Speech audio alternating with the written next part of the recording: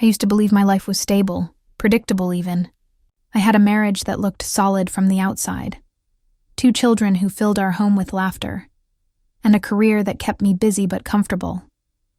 Friends often said I was lucky, and maybe I was. Yet beneath the surface there was a silence no one else could hear. It grew in the spaces between me and my wife, Claire, until it became something I could no longer ignore. Claire was devoted, meticulous, the kind of woman who poured herself into caring for everyone else. She made sure the children were always on schedule, the household ran without chaos, and that our lives appeared seamless. But in doing so, she seemed to lose pieces of herself, and of us. Our conversations became practical rather than personal, our touches polite rather than passionate. What had once been a partnership of equals had shifted into 2 people living parallel lives. I wasn't innocent in that drift. Work had become my refuge, a place where I felt purposeful, appreciated. At home, I avoided the unspoken tension by burying myself in late-night deadlines, pretending that exhaustion excused the growing emptiness. The truth is, I missed her. I missed the laughter we used to share, the ease of our connection. But saying that aloud felt impossible, as though admitting it might make the distance between us real beyond repair. The turning point came on a Friday afternoon. My back had been aching from weeks hunched over my laptop, and for once I had the weekend to myself. Claire had taken the kids to visit her parents, leaving the house unusually quiet. That silence, instead of comforting me, made the absence of closeness more acute. Acting on a colleague's suggestion, I booked a massage at a small clinic nearby. It felt harmless, even responsible, a way to take care of myself. The clinic was tucked away on a quiet street, the kind of place you might miss if you weren't looking closely. Inside, soft music played under the faint scent of lavender. The receptionist guided me to a modest room where I met the therapist, Elena. She wasn't striking in the conventional sense, yet there was something magnetic about her presence. The calm assurance in her voice, the way her eyes held mine without rushing. The moment her hands touched my shoulders, I felt something shift.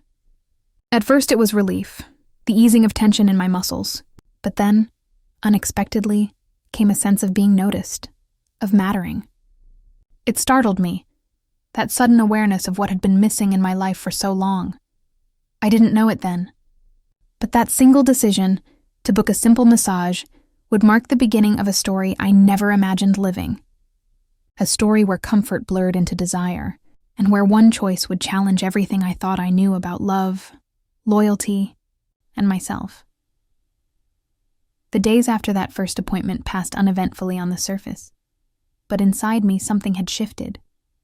I kept thinking about Elena, the calm steadiness in her voice, the way her presence filled the quiet in the room without needing words. It wasn't just the massage, it was how she made me feel in that hour, attended to, understood in a way I hadn't realized I was missing. At home, life resumed its routines. Claire managed the children's school projects with her usual precision, and I buried myself in work deadlines. On the outside, we looked no different, but every interaction with her now carried a sharper awareness of what wasn't there. She would ask, "Did you email the bank about the mortgage? Or can you pick up milk on your way home?" Her questions were valid, her tone steady, but I noticed what was absent. No, "How are you really?" No warmth beyond logistics. Our marriage had become a partnership of tasks rather than of hearts. I told myself my reaction to Elena was nothing more than gratitude mixed with stress relief. Yet I booked another session the following week, under the pretense that my back still ached. When she greeted me with that same quiet smile, I felt a warmth I couldn't justify. We spoke more this time, about work, about the fatigue of everyday responsibilities. She listened without judgment, her eyes steady, her attention unwavering. That kind of listening felt dangerous because it was rare. By the third visit, I realized I was no longer going simply for the massage. It was the conversation, the way she asked, "How have you been holding up?"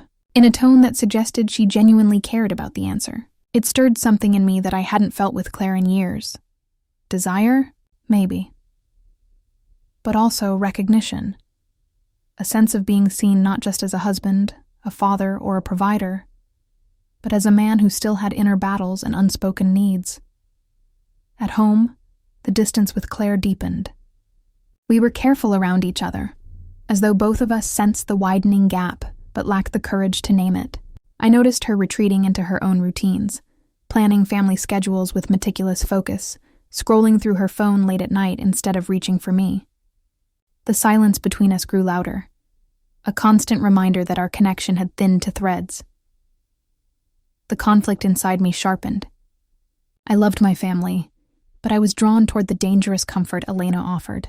Each session with her left me lighter, more alive, yet also more conflicted. I couldn't tell if I was stepping closer to healing or to ruin.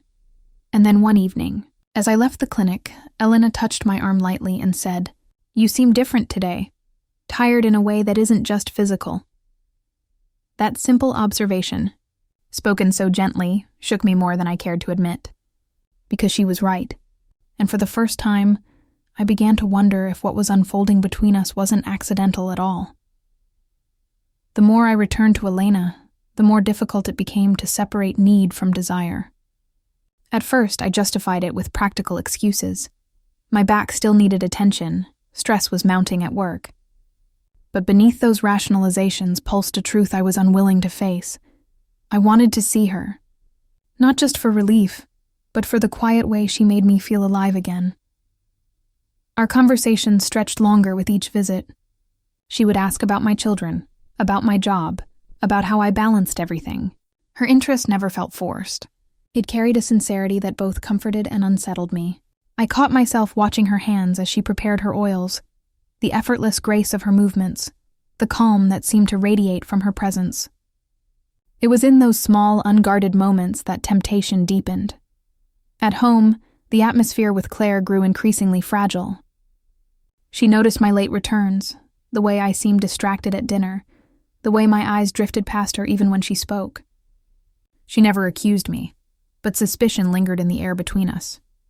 Sometimes I would catch her watching me in silence, as if trying to measure the distance that had grown without warning, and yet neither of us voiced it. Our restraint became another form of silence, one more wedge driving us apart. The turning point came during a late session. The clinic was unusually quiet, the kind of stillness that sharpens every sound. The soft music, the steady rhythm of breath, the subtle creak of the table beneath me. As she worked across my shoulders, Elena paused and said softly, "You carry so much tension, but it doesn't feel like it's just in your body." Her words pierced deeper than her touch. For a long moment I said nothing, afraid that if I spoke, everything I'd been holding back would spill into the room.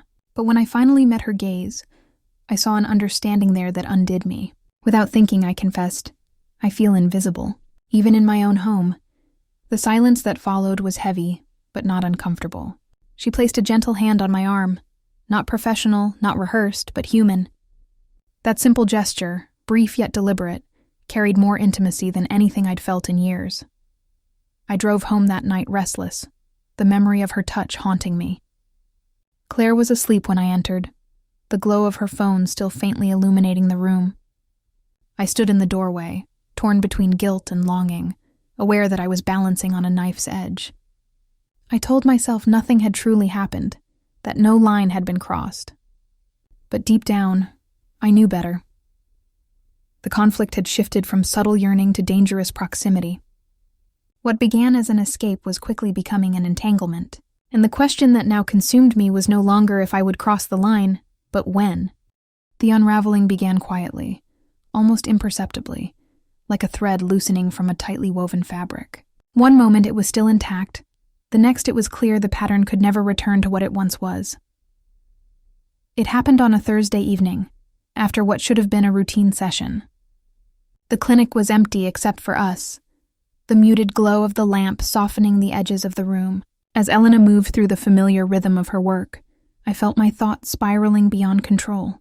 Every brush of her hands carried a charge I could no longer dismiss as harmless. When the session ended, I sat up slowly, reluctant to leave. She handed me a glass of water, her fingertips grazing mine, and the air between us thickened with something unspoken. For a moment we just stood there, silence pressing closer than words ever could. Then she whispered, almost as if confessing to herself, You don't deserve to feel so unseen." The words shattered my restraint. Before I could second guess, I leaned forward, and she didn't pull away. The kiss was hesitant, trembling at the edge of uncertainty, but when she responded, it deepened into something undeniable. It was both wrong and irresistible, a collision of hunger and loneliness that left me breathless. Driving home, shame gnawed at me. The steering wheel felt heavy in my hands, the road stretching endlessly, and yet my chest still burned with the echo of her lips. I told myself it was a mistake, a moment of weakness that could be contained. But the lie dissolved the second I walked into my house. Claire was at the dining table, sorting through the children's homework, her expression tired but familiar. She looked up at me with a small, distracted smile, and I felt a pang so sharp it nearly buckled me. For the first time, I realized the depth of what I had done. Not just a betrayal of vows, but of the woman who had built a life beside me, the mother of my children, the partner I once promised everything to. And yet, beneath the crushing guilt, a quieter truth unsettled me even more. I wanted to see Elena again. The days that followed blurred into a cycle of guilt and longing. I moved through my routines like an imposter, answering Claire's questions with half-hearted nods, pretending to be present while my thoughts were elsewhere. At work, I caught myself checking my phone for messages that never came.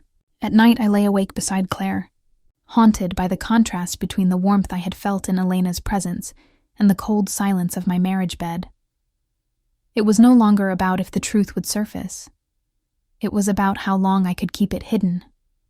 And with every stolen thought, every secret memory, the walls of my carefully constructed life grew thinner, ready to collapse under the weight of a choice I could no longer undo. In the weeks that followed, the weight of my secret grew unbearable. Every glance from Claire felt like an unspoken question, every quiet moment at home a reminder of the chasm I had carved between us. I tried to act normal, helping with dinner, tucking the children into bed, asking about her day. But beneath the surface I was unraveling. The truth had lodged itself inside me, heavy and corrosive, and there was no pretending it would simply disappear.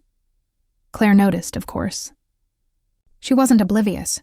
She was simply patient, waiting for me to say what she already sensed. One evening, after the children were asleep, she finally asked, "Is there something you're not telling me?" Her voice was steady, but her eyes betrayed the fear she had been carrying. I wanted to lie. I wanted to protect her from the pain of the truth and protect myself from the consequences of confessing. But the silence between us had already taken so much, and adding deception to it felt like a cruelty I could no longer justify. My throat tightened as I whispered, "I made a mistake. The look on her face will stay with me forever." She didn't shout, didn't collapse into tears. She simply closed her eyes for a moment, as though confirming what her heart had already known. When she opened them again, there was distance there, an invisible wall that no words could dismantle. In the days that followed, we spoke in fragments, circling around the enormity of what had happened. She asked questions I struggled to answer. Was it worth it? Do you still love me? Why wasn't I enough?